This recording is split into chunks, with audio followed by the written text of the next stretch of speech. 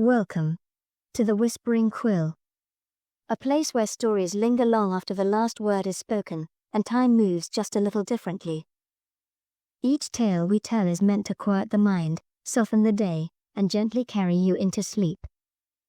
So wrap yourself in something warm, let the world fade, and let the story begin. Chapter 1. The First Symptom. Places come in two kinds, the ones on maps, and the ones in stories. Echohill was stubbornly both, and good at neither. Cartographers who tried to chart its winding lanes found their ink fading, and their parchments curling into the shape of a question mark, upside down, and faintly smug. Storytellers, meanwhile, discovered the village's reality to be far more absurd than anything they could possibly invent. It was, in short, a place that defied description, which, of course, never stopped anyone from trying. One such person trying, not to describe the village, merely to survive it, was Finn Broadwood, junior watchman. Whistle, his floppy-eared German shepherd, padded at heel. On this particular Tuesday morning, their task was, by Echohill standards, deceptively simple. Finn's patrol began as always. Boots sure, attention tuned to the village's small misbehaviors. He checked the latch on the side door of Calcinderite's smithy. Second notch, hot by 8. He took the long loop past the pump. Handle squeaked on the upstroke. He stepped over the faint shimmer, where the cobbles still remembered last winter's runaway cart. He steadied the unsteady Quill's sign so it wouldn't clap the wall. Nodded to Barnaby Bellwether, the town crier, rehearsing vowels, and counted shutters opening along Market Row in their usual order. Ordinary, useful things. He also clocked the small departures that made Echohill itself. Chalk arrows from the schoolchildren's secret club, pointing nowhere in particular. A crocheted sleeve someone had fitted over the handrail near the archive steps. Beatrix's display of scarves resorted by mood rather than color. The hub-and-spoke clock tower usually kept time for all of it. People matched their kettles and conversations to its chimes without thinking. Finn liked that. It made the morning feel settled, like a table laid before breakfast. Which is why the first offbeat chime snagged his ear. One note crisp, the next a hair late, the third with a wobble you could feel behind your eyes. He didn't flinch, he noted. At his boot, Whistle's head lifted, then stilled. Patrol wasn't for solving. Patrol was for noticing, then carrying the noticing to the person who could solve it. Today that person would be Ilsorth. After he checked in at the watch house, Inspector Flint, who believed strange objects were merely future paperwork in a less convenient shape, was glaring at the duty roster, as if it had personally insulted him. Another one for the collection. Flint grumbled, eyes still on the rotor. Smells like trouble for the archives. A field guide to subterranean fungi. Take it to Ilsorth Broadwood. And straight back. No detours this time. Finn nodded, and took the book. Through the leather of his satchel, the cover pulsed once. An odd, hearth warmth against his hip, like a faint heartbeat answering his own. When he shifted the strap, his fingers felt unreasonably reluctant to let go of the oilskin. Just a whisper of pull, which he, like any watchman with career prospects, chalked up to imagination, and absolutely did not investigate further. Hearthstone Bakery was on his way to the archives. Or so he told his conscience as he reached the door. The aroma of yeast and butter, was the predictable grace note of this stretch of patrol. He paused. Palm on the latch. It wasn't merely bread when it was right. It was the smell of safety. But today, that comfort was conspicuously absent. The lack felt like someone had removed a foundation stone without asking.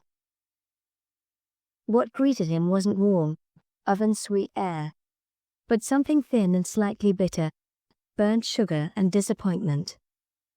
Beneath that, the dry scent of raw flour. Still. Lifeless. And the quiet. Finn was used to the bakery's music, the soft thump of dough on wood, the scrape of the peel, the contented sigh of cooling racks. Now the hush absorbed sound, leaving his own breathing too loud. The room was holding its breath. Whistle halted at the threshold and would not cross. The bakery's air, usually layered itself. Butter at the front, yeast rising warm underneath, vanilla hiding at the edges, and a finish of cinnamon that made the square feel honest. Today the layers had slid apart. What remained was the thin tail of scorched syrup, and beneath that, flour with no intention. The wooden bench felt a shade colder to the back of Finn's hand. Even the bell above the door rang into cotton. And stopped there. May Hearthstone stood behind the counter, motionless. For a woman who was usually a blur of perpetual activity, her stillness was more alarming than a scream. Her hands, pale with a veil of baking dust, rested on a bag of sugar. Her gaze fixed on the far wall. She looked like a clock that had forgotten how to tick. As his eyes adjusted, Finn noticed an odd grey growth near the flour bin, a small, pale patch nestled in a crack between the flagstones. May kept her bakery immaculate. Finding mold here was as improbable as frost forming on a hot oven stone. He logged it and left it alone. May 1st. May? Finn said, his voice small in the hush-bound room.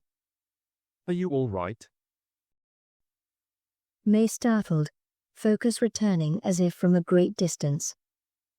She looked down at her hands, then at the ingredients laid out on the great wooden counter.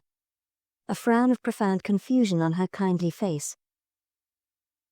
I don't know what comes next. She whispered, voice trembling. The flour. The yeast. The water. My hands know they're supposed to move, Finn. But the way of it. It's gone. It isn't that I've forgotten a word.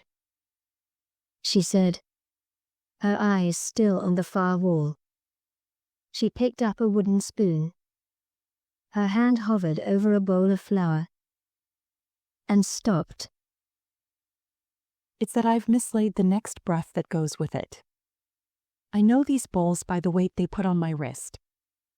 I know when the butter is ready because it stops fussing. I know dough by the little sigh it gives when it's right. She set the spoon down with a small clatter that sounded too loud in the quiet room. This morning my wrist didn't know. And the dough didn't sigh. I reached for the sound of sugar pouring, and there was no sound to reach for. I could have read a recipe and copied it, line by line. She said, giving a small, unsteady laugh. But that isn't baking. Baking is when your hands remember on their own. Mine stared back at me like strangers. She blinked hard, cross at herself for the wet in her eyes. It's not words, Finn. It's the way of it. And the way of it is gone. The recipe? Did you misplace it?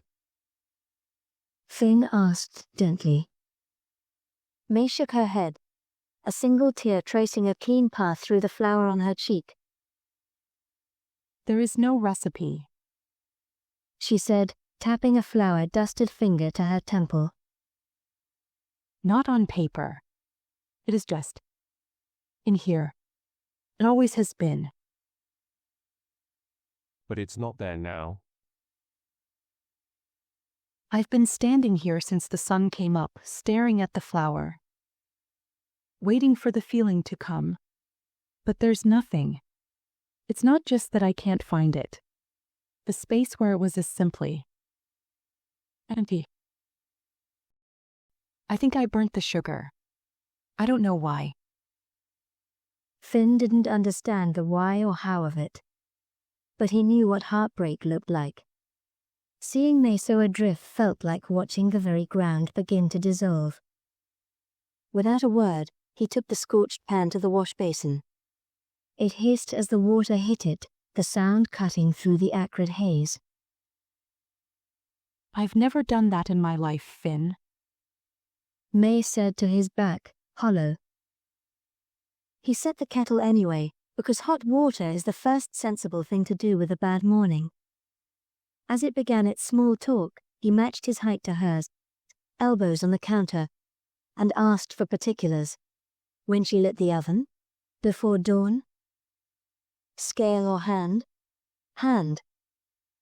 Anything wrong before the wrongness? No. Her answers were steady until he asked about sound. I hum sometimes. She admitted, shy and annoyed at being shy. Not a tune, just the shape of one. I couldn't find even that. Try now. Finn said, gently. May closed her eyes. The first attempt was only the outline where a sound wanted to be. She grimaced, tried again, and a fragment appeared. 3 soft notes, the exact length of time she used to weigh a pinch of salt. It wasn't a melody. It was a motion. He squeezed her hand, saying nothing. He stayed with her for one more breath. Only then, keeping May in his eyeline and his presence steady, did Finn return to the flower bin he'd logged earlier. Up close, the growth wasn't any ordinary kitchen mold. It was made of tiny dull plates. It didn't glisten, creep, or bead with damp. It simply occupied. Finn resisted the urge to brush it away. He had the strong impression a broom would pass through it. The way a hand passes through breath on a cold morning, and leave nothing changed. He marked its place against a knot in the skirting, so he could tell later if it spread. When he leaned close, his own breathing sounded thin in his ears. Nothing in the room moved. Perhaps it was only his breathing settling, but the hush felt a shade less tight. He filed that away with the offbeat chime and May's memory lapse. Not proof. Pattern. Everyone has an off day. He said. Sit down. I can turn the sign for you. A flicker of the old May surfaced. A weak, watery smile. And leave the village without bread? They'd be talking about the Tuesday May forgot bread for the next 50 years. But her voice had no strength. She sank onto a stool. Finn flipped the wooden sign from open to closed. The click echoed in the thinned-out air. For a heartbeat he stood, palm against the doorframe. When his hand fell away, it grazed the satchel swinging at his side. Through the leather, the book's warmth met his knuckles. No throb, no trickery. Just the steady heat of something that had sat near a hearth for a long time. He loosened the strap enough to see the corner of the oilskin-wrapped cover, cloth worn smooth by years of use.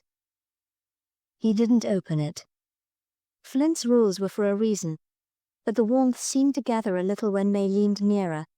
Or perhaps he was simply noticing it more, as if the thing recognized the work of the room, even when the room could not. Archives. Finn said, more to himself than to the air, and the word steadied him. If there was a right shelf, and a right label for this, Ilsorth would find both by lunchtime. The book. Ilsorth. The two thoughts connected with the quiet, solid click of a well-made lock. His official duty was the book. His actual duty, the one that mattered, was the heartbroken woman in front of him. Perhaps the one could solve the other. He patted May's hand. I'll be back soon. He promised. He added for Whistle, low. If Flint asks about detours. This was the route. He felt the dog's nose touch his shin. A scent. On the threshold, he ran the village through his head, the way a carpenter runs a thumb across the grain. The hub and spoke had slipped by a tick. Mrs. Haverley had asked the greengrocer for one of those green sticks.